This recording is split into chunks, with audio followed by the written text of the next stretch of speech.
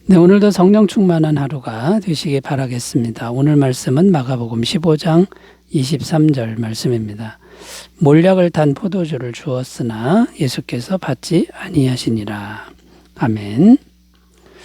오늘 말씀의 내용은 군인들이 예수님께 몰약을 탄 포도주를 주었으나 예수님은 받지 않으셨다라는 내용입니다.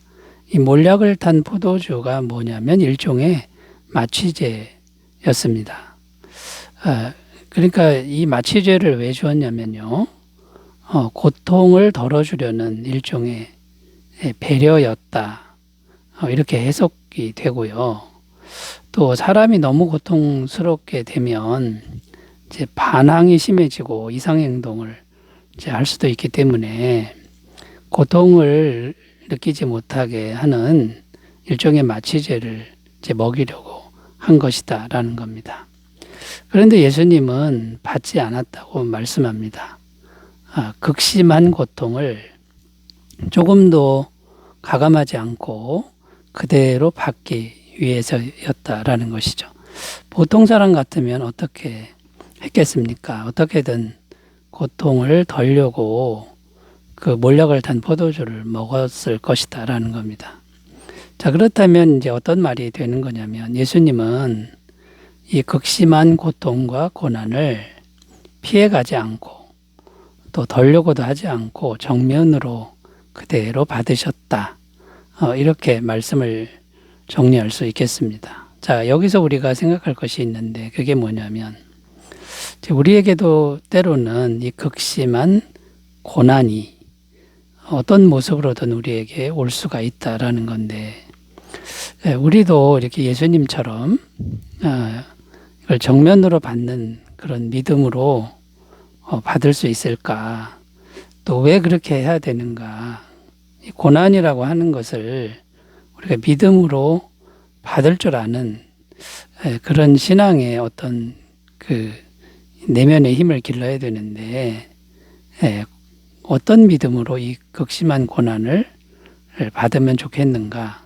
이런 주제로 오늘 설정하고 말씀의 은혜를 나눠보도록 하겠습니다.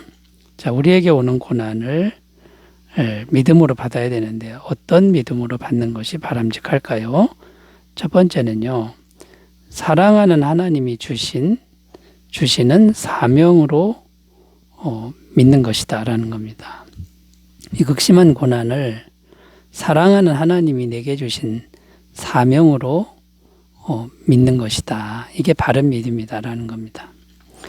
왜 예수님은 몰약을 탄 포도주를 받지 않았을까를 다시 생각해 보면요. 십자가에서 피 흘려 죽는 고통을 줄이지 않고 그대로 받기 위함이셨다라는 겁니다. 십자가에서 피 흘려 죽는 것은 어떤 의미가 있습니까? 죄를 속하는 대속의 고통과 죽음을 의미합니다. 그러므로 그 고통과 죽음을 조금이라도 덜면 안 되는 것이다라는 겁니다. 왜냐하면 이 세상 모든 사람들이 겪어야 될 모든 고통과 모든 절망, 모든 힘듦 이런 것을 주님이 온몸으로 다 받아야 대속의 죽음이 된다라는 겁니다. 이것이 주님이 감당해야 할 사명이었다라는 겁니다. 자, 그러면 이제 결론적으로 어떻게 말씀드릴 수 있겠습니까? 주님께서 극한 고통과 고난을 조금도 줄이지 않고 다 당하셨기에 오늘날 내가 살 수 있게 되었다라는 겁니다. 자, 이런 원리가 오늘 어떻게 우리에게 적용될 수 있을까요? 주님이 고통당했기 때문에 내가 살 수 있었다. 하나도 줄이지 않고 다 당했기 때문에 모든 사람이 살 수 있었다. 이것이 오늘날 어떻게 적용될 수 있을까요? 예를 들어 보면 이런 식으로 적용될 수 있는데요. 우리나라 어딘가에 가면 그 알코올 중독자들만 모이는 교회가 있다고 합니다. 거기에 목사님이 계신데 그 목사님은 알코올 중독자들을 위한 목사님이라는 거죠. 그런데 그 목사님의 과거를 젊었을 때를 살펴보면 그 목사님도 알코올 중독자였다는 것입니다. 젊었을 때 그 알코올 중독에 걸릴 수밖에 없었던 그 극심한 고난과 고통을 그대로 겪으신 목사님이기 때문에 현재 알코올 중독자들의 목자가 될 수 있었다라는 겁니다. 그러니까 젊었을 때 그대로 그 고통을 받은 사람이기에 다른 사람의 아픔과 질병을 이해할 수 있고 품을 수 있고 또 치료할 수 있게 되었다라는 거죠. 어떤 권사님은 아들이 하나밖에 없었습니다. 근데 그 외아들을 사고로 갑자기 잃었습니다. 굉장한 슬픔이죠. 고통이죠. 그런데 그 권사님이 지금은 수많은 고아들의 어머니가 되었는데요. 왜 그렇게 된 것입니까? 하나밖에 없는 외아들을 상실하는 극한 고난을 그대로 받으셨기에 이제는 수많은 고아들의 어머니가 될 수 있었다라는 겁니다. 성경에 보면 모세라는 인물이 나오는데 이 모세는 한창 젊은 나이 40세에서 80세까지 무려 40년 동안 미디안 광야에서 패배자로 살았습니다. 정말 낙심되고 좀 무의미한 그런 인생이었죠. 젊은 날을 이렇게 다 보냈는데 이것이 그의 사명이었다는 겁니다.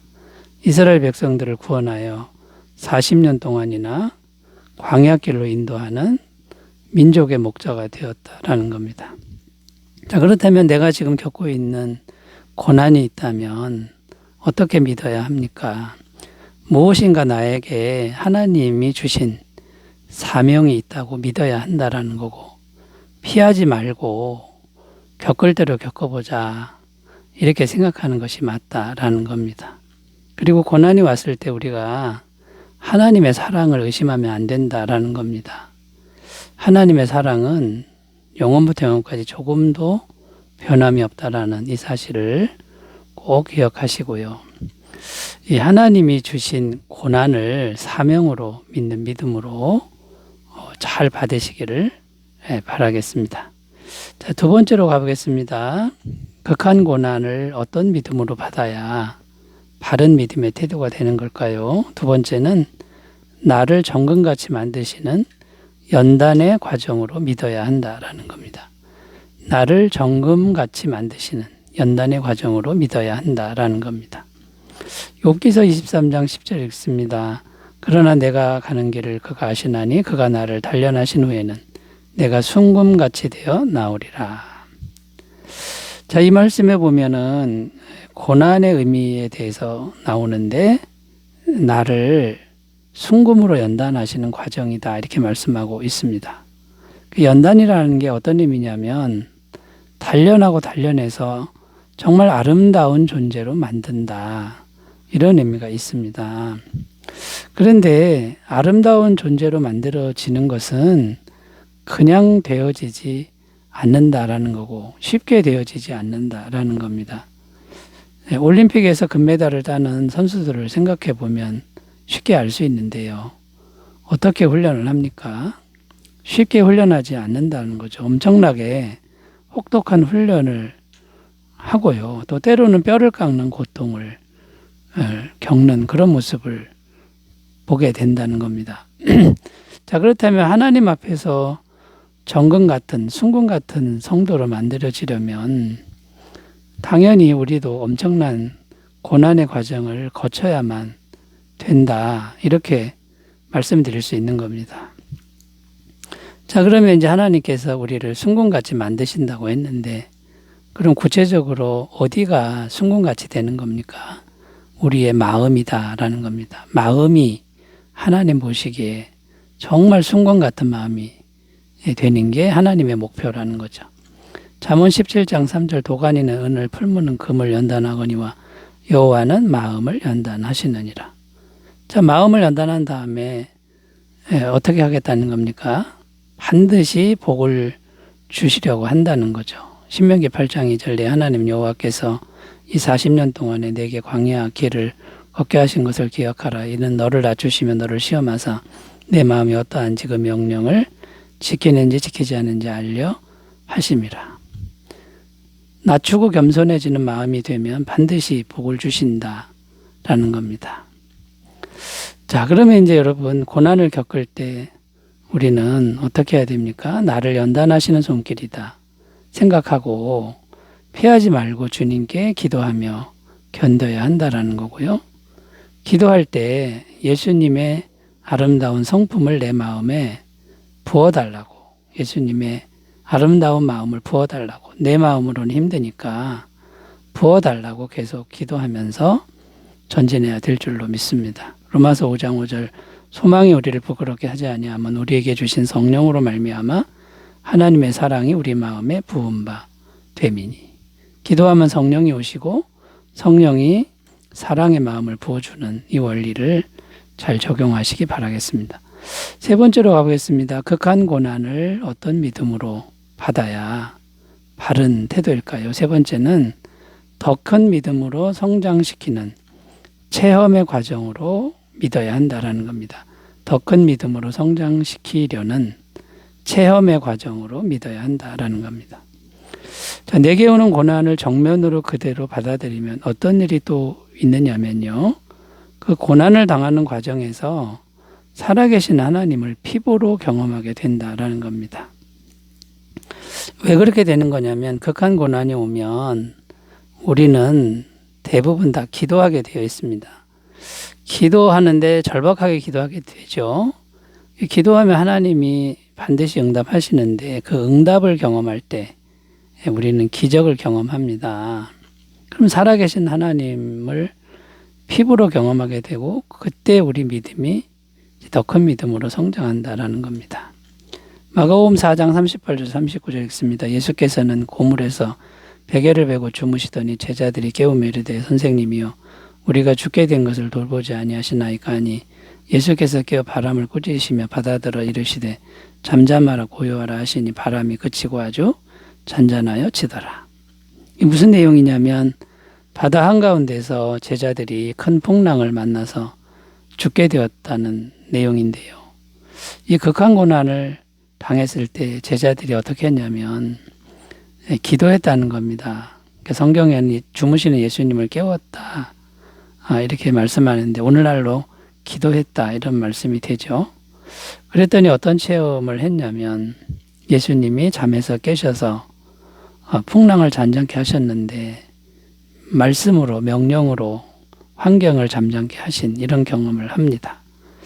이 경험을 통해 제자들은 예수님이 신적인 분이다 이런 믿음으로 성장하게 되었다라는 겁니다.